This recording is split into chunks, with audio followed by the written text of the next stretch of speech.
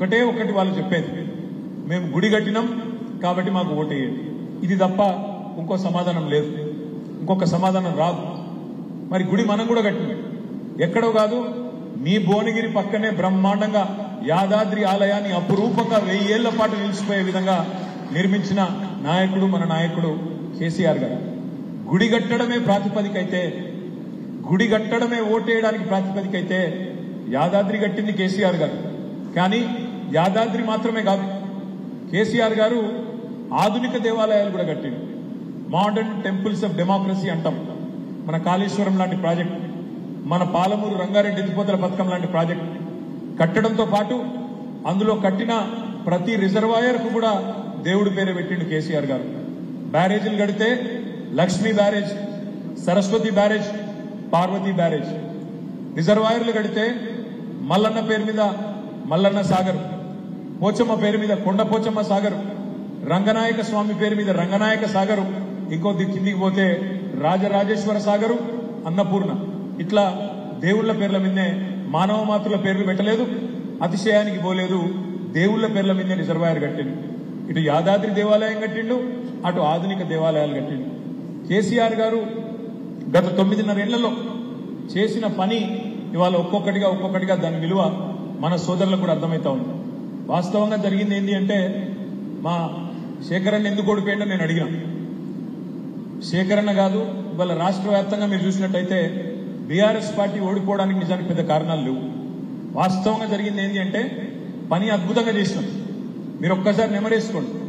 2014లో కేసీఆర్ గారు ముఖ్యమంత్రిగా పదవి బాధ్యతలు చేపట్టిన నాడు ఇదే భువనగిరిలో ఆనాటి కరెంటు పరిస్థితి ఏంది, ఆనాటి సాగునీరు పరిస్థితి ఏంది, ఆనాడు భూముల ధరలెంత, ఆనాటి మరి పరిస్థితి ఏంది, ఈ రోజు పరిస్థితి ఏంది, బేరీజు వేసుకుంటే నాకంటే బాగా మీకే తెలుస్తుంది.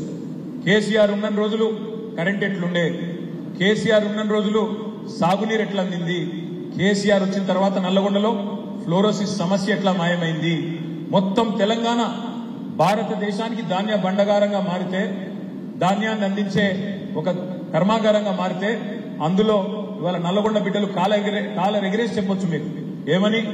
దేశం మొత్తానికి బువ్వ పెడుతున్నది మా తెలంగాణ అయితే, మొత్తం తెలంగాణలో అత్యధికంగా వరి పండించిన జిల్లా నల్లగొండ జిల్లా అని చెప్పి వాళ్ళ నల్లగొండ బిడ్డలు గర్వంగా చెప్పుకునే స్థాయికి తీసుకొచ్చింది కేసీఆర్.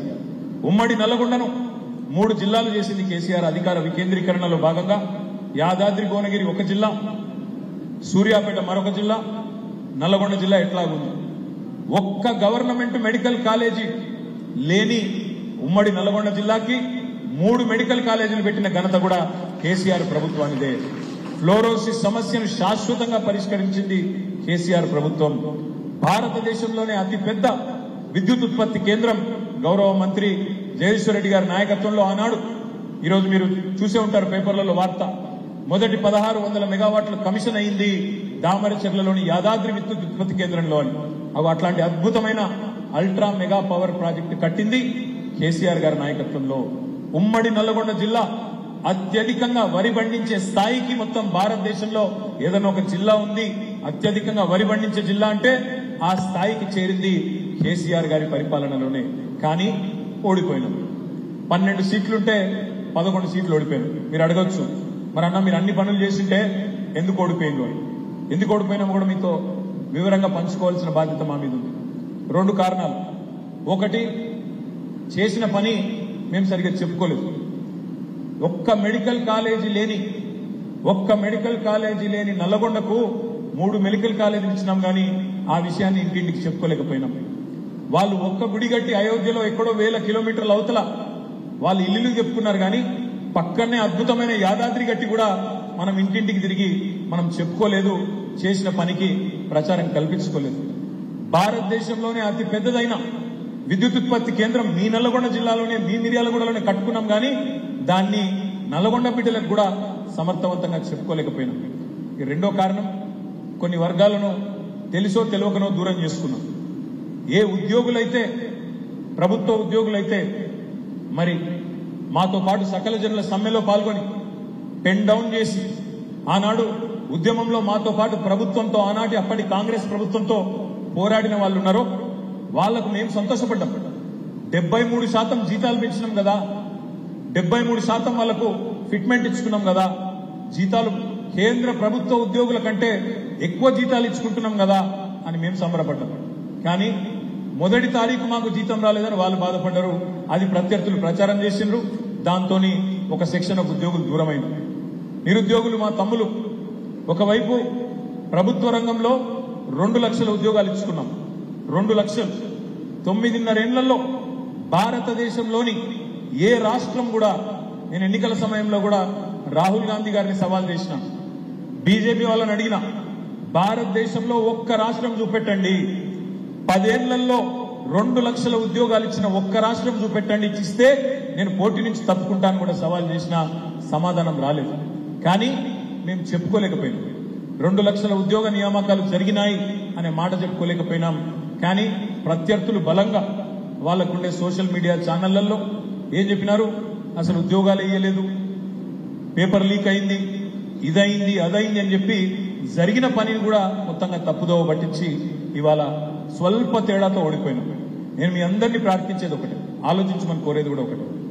రేవంత్ రెడ్డి గారు, ఆయన ప్రభుత్వం, ఆయన పార్టీ ఎన్నికలకు ముందు ఏం చెప్పింది, ఇలా ఏం చేస్తున్నది ఒక్కసారి ఆలోచించండి. మీరందరూ రైతు బిడ్డలు. ఏమన్నారు రేవంత్ రెడ్డి గారు, నేను ముఖ్యమంత్రి అయితా ఉన్నా, డిసెంబర్ 9 నాడు నేను ముఖ్యమంత్రి కాగానే మొట్టమొదటి సంతకం పెడతా 2 లక్షల రుణమాఫీ మీద. మీరు ఎవరెవరైతే లోన్ తెచ్చుకోలేదో ఇప్పటిదాకా అర్జెంటుగా బ్యాంకుకు వండి, ఎంబడే వండి 2 లక్షల రుణం తెచ్చుకోండి, నేను సంతకం పెడతా, నా బాధ్యత, రుణమాఫీ చేస్తా అన్నాడు. మరి డిసెంబర్ 9 పోయింది, జనవరి 9 పోయింది, ఫిబ్రవరి 9 పోయింది, మార్చి 9 పోయింది, ఏప్రిల్ 9 పోయింది, మే 9 కూడా పోయింది, తొందరలోనే జూన్ 9, 6 నెలలు కూడా నిండబోతా ఉంది. మరి మనం ప్రశ్నించాల్సిన అవసరం లేదా? ప్రభుత్వాన్ని అడగాల్సిన అవసరం లేదా? ఒక రైతు బిడ్డగా మళ్ళీ మోసపోదామా? ఆలోచించమని చెప్పి నేను కోరుతా ఉన్నాను. ఒకసారి ఎవరైనా మనల్ని మోసం చేస్తే అది వాడి తప్పైతుంది, మోసం చేసినోడు తప్పైతుంది. కానీ రెండవసారి కూడా అదే వ్యక్తి చేతిలో మళ్ళా మనం మోసపోతే తప్పు మనదైతుంది. దయచేసి గుర్తు